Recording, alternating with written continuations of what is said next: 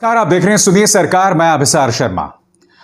आज मैं आपके सामने किन विषयों की बात करूंगा उसकी चर्चा करने से पहले मैं आपको एक और खबर दिखाना चाहता हूं। खबर कुशीनगर की है दोस्तों, और वो उस वक्त आपके स्क्रीन पर है। आप जानते हैं क्या हुआ? एक लड़का और लड़की की शादी होती है और फिर पुलिस दोनों को थाने ले जाती है। क्यों? क्योंकि कोई ये शिकायत कर देता है कि लड़का जो है वो मुसलमान है और लड़की जो है वो हिंदू है और जबरदस्ती ये शादी कराई गई है। कुशीनगर थाने के अंदर, जैसा कि दुल्हा बता रहा है, रात भर उसे टॉर्चर किया गया, उसे यातनाएं दी गईं और बाद में सुबह जाके पता चला कि लड़का और लड़की दोनों मुसलमान हैं। इस बीच पुलिस आरोप को ही गलत बता रही है। पुलिस का कहना है, कुशीनगर पुलिस का कहना है कि आरोप गलत है। शिकायत प्राप्त होने पर पुलिस द्वारा आरोपियों को थाना लाया गया था, जहां पूछताछ कर संबंधित जनपद आजमगढ़ में गुमशुदा लड़की की जानकारी कर अवगत कराया गया था और उसके परिजनों को सुपुर्द कर दिया गया था।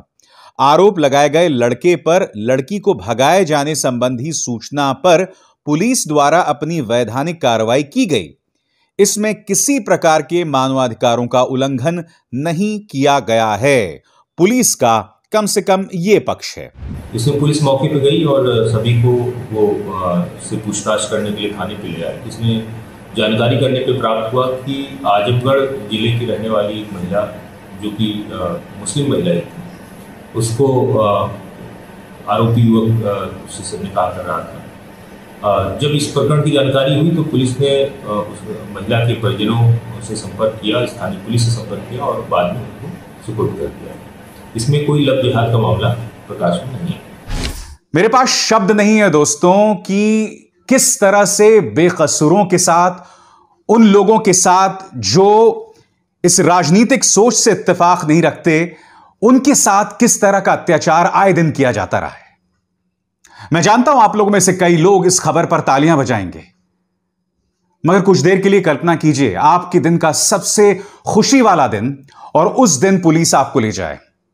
कल्पना कीजिए कि आप अपनी बच्ची का जन्मदिन मना रहे हैं और उस दिन आपको पुलिस ले जाए और आपको बेइज्जत करे।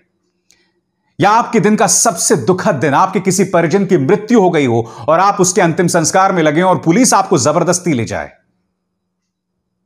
इसलिए इस खबर पर खुश होने से पहले, इस पर ताली बजाने से पहले सोच लीजिएगा,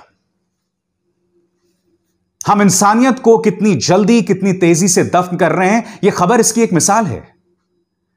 क्योंकि इसी राज्य में देर रात को कथित बलात्कार और हत्या की पीड़ित एक गुड़िया को, उसके शव को रातों रात जला दिया जाता है।